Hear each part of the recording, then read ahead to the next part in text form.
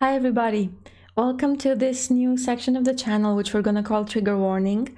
And this is basically where I'm going to put the stories that may not be okay for everybody to hear. And if you're here right now and you're going to listen past this warning, then that's your problem.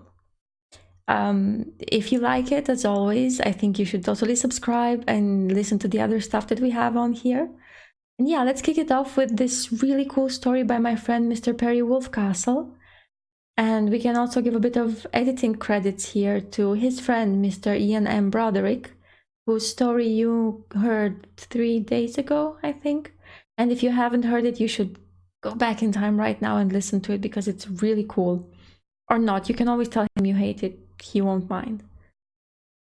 So yeah, here we go. This is Mementos. He placed the afro pick down, satisfied with his work. Not a curl unfurled, each color a perfect rainbow neatly segregated. No bleeding, not a hair out of place. Perfect. He took another second to admire his creation before carefully placing it on the stand next to its multicolored brothers and sisters. After one final look, he crossed the room. At the halfway point, he stopped in front of the closet from which his costume hung.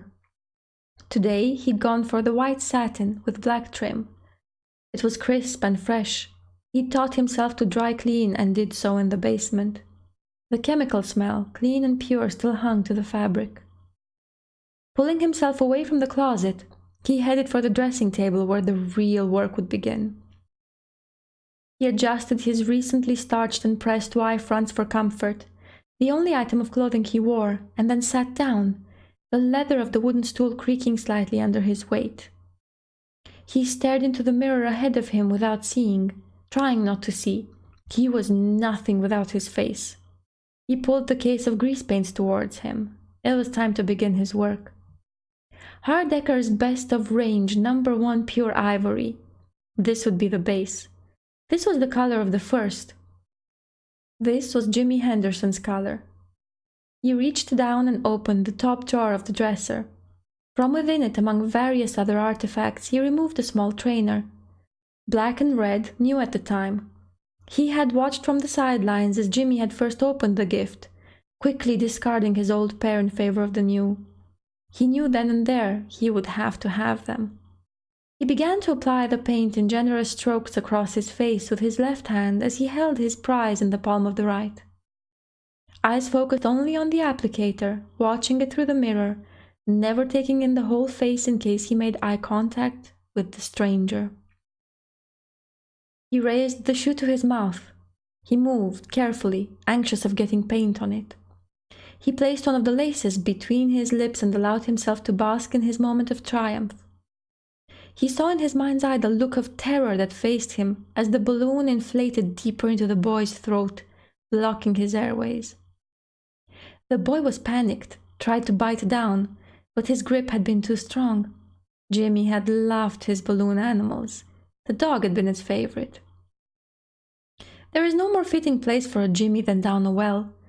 The thought pulled him from his reverie as he began to glare at the shoe, searching for what he knew was already there.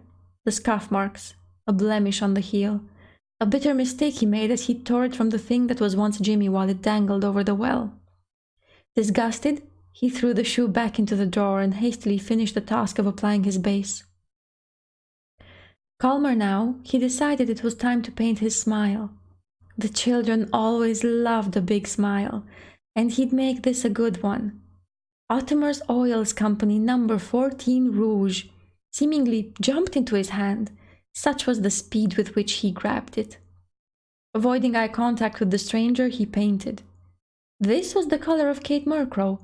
She'd brought him back his red ball when he dropped it, encouraged by the woman who was once her mother. Every day after, he would make a show of dropping one of his balls for her to collect, sending them further away each time.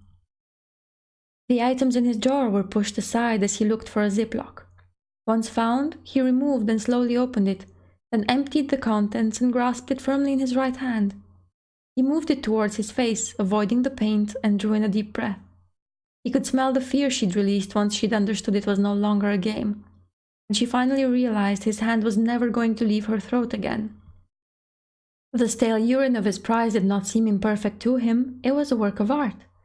He pumped his fingers around the small white panties, releasing more of the scent with which he so eagerly filled his nostrils. It had been a quick flash that had done it that day as she'd bent over to retrieve the juggling ball for him, swooping low for the last time. Tiny unicorns galloping over rainbows.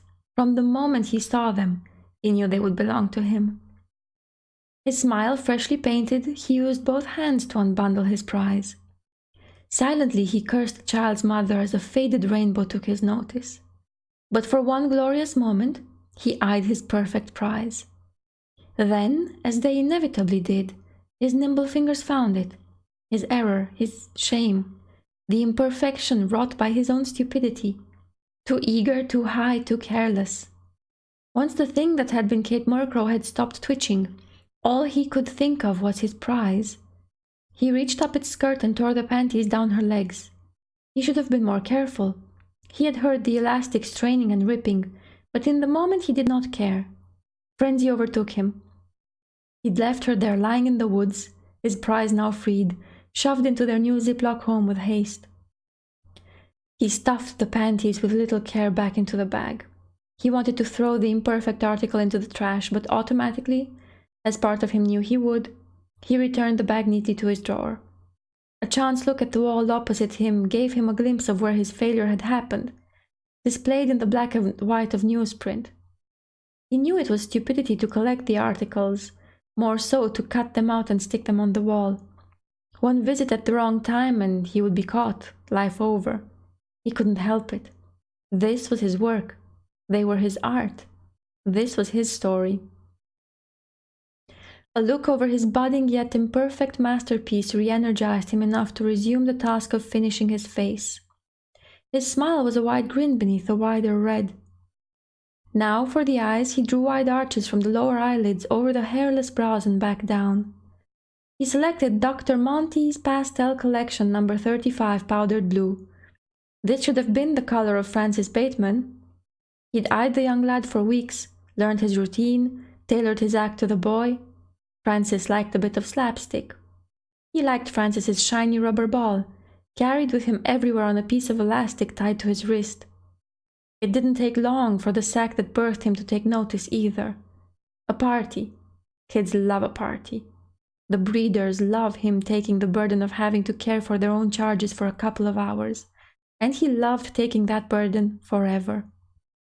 He squeezed some of the blue paint out onto a small plastic tray in front of him and began to dab an egg-shaped applicator into it.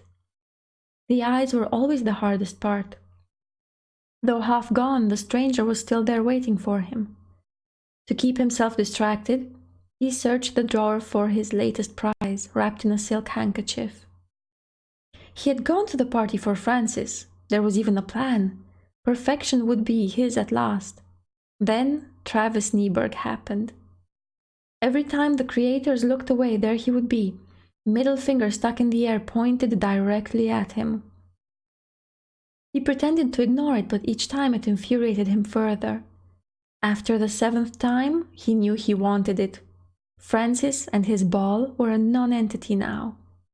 The finger tumbled out onto the dresser in front of him as it shook free from its silk wrapping. This was perfection. His bite mark was right below the second knuckle joint, a flawless copy of his own teeth. His dentist had done him proud. He felt his muscles clench and the heat rising below his waist as the blood began to flow. He lowered the makeup sponge and placed it next to the paint. His right eye yet to be done. Was his need fulfilled at last? He picked up the finger in his left hand as he slowly moved the right one over his own body, caressing himself as he felt the finger warm at his touch. He let out a groan of pleasure as he placed the finger against his chest, the elastic of his underwear struggling to contain him. With his right hand he massaged the bulge growing under them, as he circled his nipple with the finger. He finally slipped the finger's tip between his lips as his own fingers slid beyond the waistband of his underwear. He held himself as he sucked the finger. Then, deflation. Instinctively he spat the finger out as his gag reflex kicked in, his erection a fleeting memory, robbed by the imperfection, the taste of rotting flesh near the knuckle. A rage surged within him. He flung the dish with the blue paint across the room, then panicked as it hit the wall. He ran to retrieve it and clean the mess. Caught between rage and perfection, he did all he knew how to do. He smeared his unfinished eye with the oil paints. The stranger was almost gone now. He needed to finish.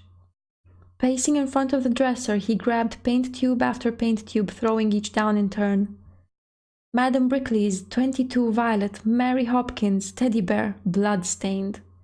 Shewitt Brothers, 74, Moss Green, Alex Shipley, baseball, stitching torn.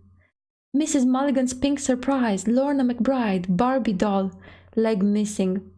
It was wrong, all wrong, wrong, wrong, wrong, everything was imperfect. A fucking mess. He stared into the mirror where the stranger once resided. He stared his fresh, real face down. In the corner of the mirror he noticed something, a Polaroid. He took it down from the mirror and held it steady in front of him. It calmed him. This is what he needed. This would make it all better.